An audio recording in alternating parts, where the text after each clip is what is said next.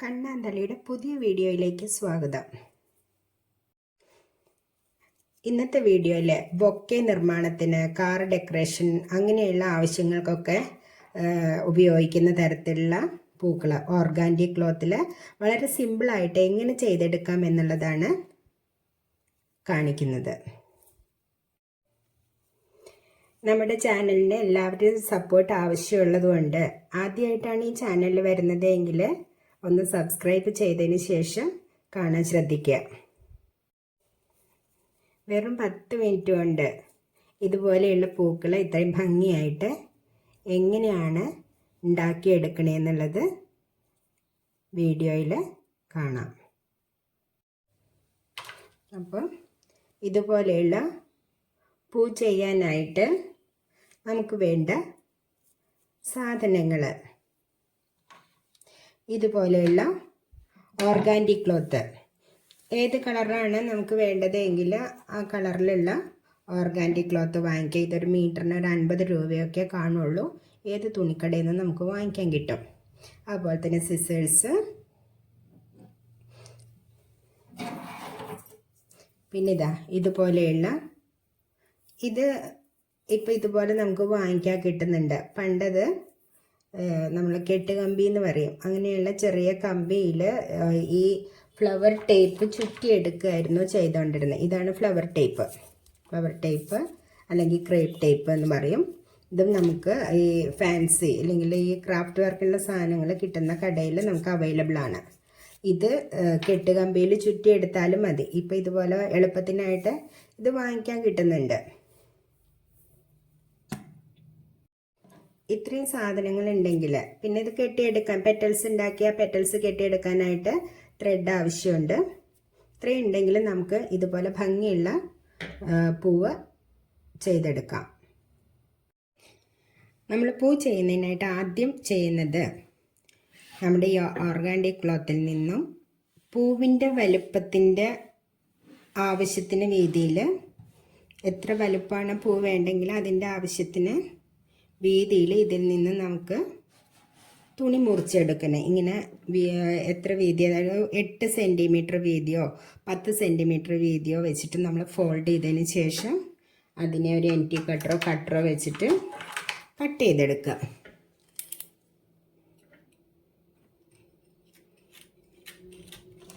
ഞാനിതിന് പ്രത്യേകിച്ച് അളവൊന്നും കൊടുത്തിട്ടില്ല. ഏകദേശം ഒരു വലുപ്പത്തിൽ കട്ട് ചെയ്തെടുക്കുകയാണ് ചെയ്യണത്.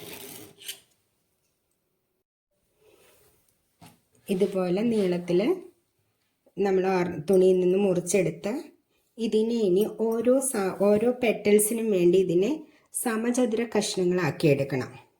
സമചതുര കഷ്ണങ്ങളായിട്ട് മുറിക്കാൻ വേണ്ടി എത്ര പെറ്റൽസാണ് വേണ്ടെങ്കിൽ അത്രയും സമചതുര കഷ്ണമാണ് എടുക്കേണ്ടത്. നമുക്ക് 7 പെറ്റലാണോ 9 പെറ്റലാണോ എത്രയാണോ വേണ്ടെങ്കിൽ ആ പൂവിന് വേണ്ടിയിട്ടുള്ളത് എത്രയാണോ ആ സമചതുരമാക്കി എടുക്കാൻ വേണ്ടി നമ്മൾ ഇങ്ങനെ കോർണർ മടക്കിയെടുക്കുക. അതിന് ശേഷം അതിനെ ഇങ്ങനെ കട്ട് ചെയ്ത് മാറ്റുക.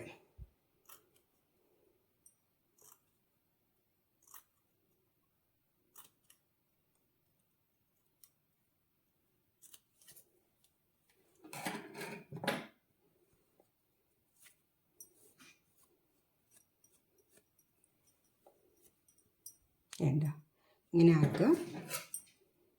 അതിന് അങ്ങനെ എത്ര എണ്ണം വേണമെങ്കിൽ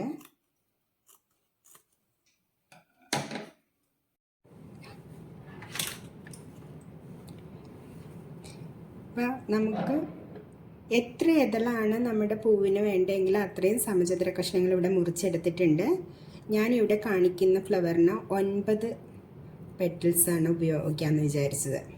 അപ്പോൾ ഇതിനെ ഇനി ഓരോ സമചതുര കഷ്ണത്തിനെയും നമ്മൾ ഇതളുകളാക്കി മാറ്റണം.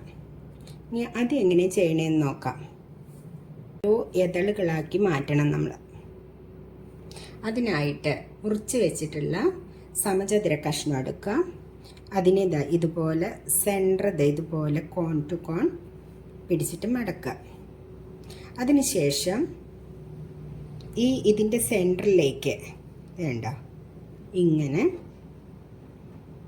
ഈ 2 കോർണറും ഇങ്ങോട്ട് മടക്കി ഇതിൻ്റെ മിഡിൽ ഭാഗത്തേക്കായിട്ട് ഫോൾഡ് ചെയ്തെടുക്കുക. അതിനുശേഷം വീണ്ടും ഇതിനെ ഇങ്ങനെ ഇങ്ങനെ വെച്ചിട്ട് ഫോൾഡ് ചെയ്യാം. ഇനി ഇതിനെ ഈ 2 മൂലയും നമ്മൾ ബാക്കിലേക്ക് മടക്കണം.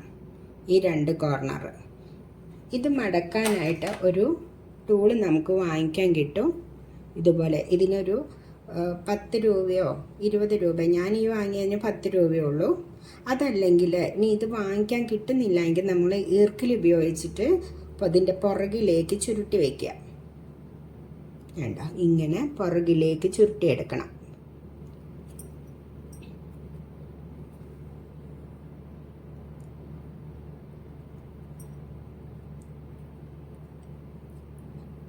ഇങ്ങനെ ചുരുട്ടിയെടുത്തതിന് ശേഷം ഈ ഒരു കുഴി വേണമല്ലോ നമുക്ക്. ഓരോ ഇതളിന് ഇങ്ങനെ ഇതുപോലെ ഒരു കുഴിവ് ഉണ്ടായിരിക്കും. ഒരു റോസാപ്പൂവിൻ്റെയൊക്കെ പെറ്റൽസ് ഇങ്ങനെ കുഴിഞ്ഞായിരിക്കും ഇരിക്കുക.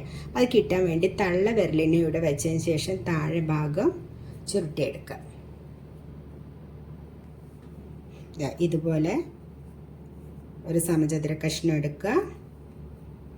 ഇതിൻ്റെ മിഡിൽ ഭാഗത്തേക്ക് ഇതിനെ ഫോൾഡ് ചെയ്യുക, 2 കോണ്. അതിനുശേഷം ഇതിൻ്റെ സെൻറ്റർ കൂടെ മടക്കിയെടുക്കുക. പിന്നെ മടക്കിയെടുത്തിട്ടുള്ള ഇതിൻ്റെ ഈ 2 വശവും നമ്മൾ പുറകിലേക്ക് ഒന്നുകൂടി ഉരുട്ടി വെക്കണം, ഏതളിൻ്റെ ഷേപ്പ് കിട്ടാൻ വേണ്ടിയിട്ട്. അതിനു വേണ്ടി ഈ ഒരു ടൂളാണ് ഞാൻ ഉപയോഗിക്കുന്നത്. അതല്ലെങ്കിൽ ഈർക്കിലി ഉപയോഗിച്ചിട്ട് ഫോൾഡ് ചെയ്ത് വെച്ചാലും മതി, പുറകിലേക്ക് മടക്കി വയ്ക്കുക.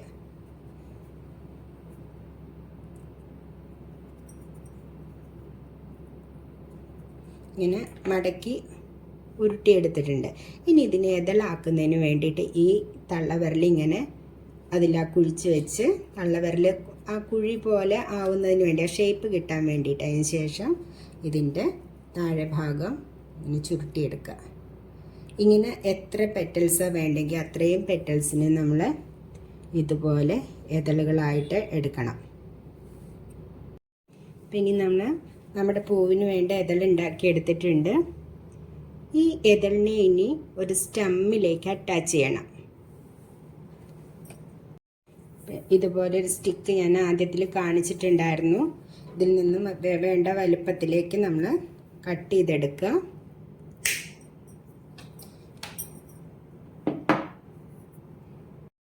നമ്മൾ ആവശ്യത്തിന് വലുപ്പത്തിലൊരു സ്റ്റെം മുറിച്ചെടുത്തിട്ടുണ്ട്. ഇതിൻ്റെ മുകളിൽ ഒരു ബെഡ് പോലെ ഇതിൻ്റെ ചുറ്റുമായിട്ടാണ് നമ്മൾ എന്ത് ചെയ്യണത്, ഇതളിനെ ചുറ്റിയെടുക്കുന്നത്. അതിനായിട്ട് കുറച്ച് കോട്ടൺ നമ്മളിതിൻ്റെ മുകളിൽ വെച്ച് ഇതളിന് വേണ്ടി മുറിച്ചിട്ടുള്ള ആ തുണിയുടെ ഒരു പീസിൽ നിന്ന് ഒരു കഷ്ണം എടുത്ത് ഇതുപോലെ ഉണ്ടാക്കിയെടുക്കണം. അതിനെ ടൈറ്റായിട്ട് നൂല് വെച്ച് കെട്ടുക. ഇതിന് ചുറ്റുമായിട്ട് വേണം ഇതിൻ്റെ ഓരോ പെറ്റൽസായിട്ട് അറേഞ്ച് ചെയ്യാൻ. കണ്ടോ?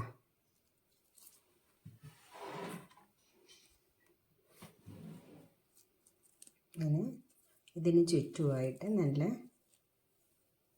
വൃത്തിയായിട്ട് അറേഞ്ച് ചെയ്ത് ഓരോന്നിനെ ആയിട്ട് നമ്മൾ സെറ്റ് ചെയ്തെടുക്കണം. ഇങ്ങനെ ആദ്യം ഇതുപോലെ 2 എണ്ണം വയ്ക്കുക. കണ്ടോ? ഇതുപോലെ 2 എണ്ണം വെച്ച്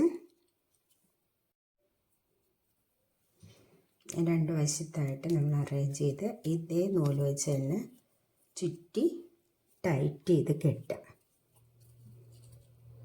ഇനി അടുത്തത് അതിൻ്റെ ഓപ്പോസിറ്റ് സൈഡായിട്ട് വയ്ക്കണം.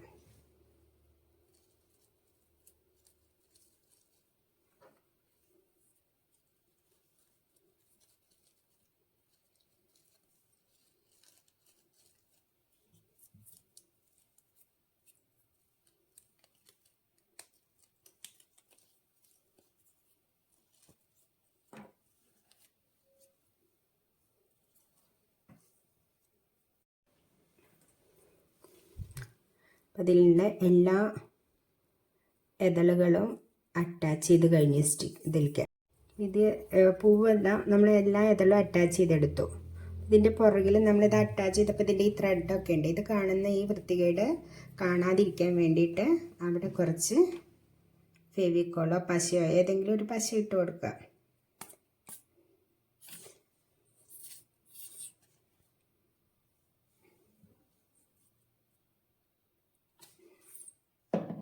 ആദ്യം കാണിച്ചില്ലേ ഫ്ലവർ ടേപ്പ്, ഇതാണ് ഫ്ലവർ ടേപ്പ്. ഇത് അതിൻ്റെ പുറകിലായിട്ട് ടൈറ്റായിട്ട് ഇത് കാണാത്ത രീതിയിൽ ഒട്ടിച്ചു കൊടുക്കാം. അതിൻ്റെ ഈ നൂലും ഒട്ടിച്ചതൊന്നും കാണാതെ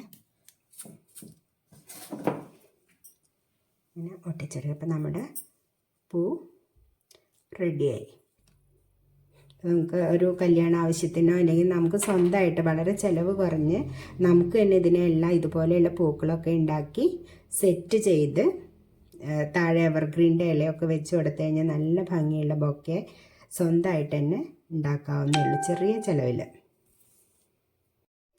വീഡിയോ ഇഷ്ടപ്പെട്ടിട്ടുണ്ടെങ്കിൽ അതിനെ ഒന്ന് ലൈക്ക് ചെയ്യുക, ഷെയർ ചെയ്യുക, സബ്സ്ക്രൈബ് ചെയ്യുക. കമൻറ്റ് എന്തെങ്കിലും ഉണ്ടെങ്കിൽ കമൻറ്റ് ബോക്സിലിടുക.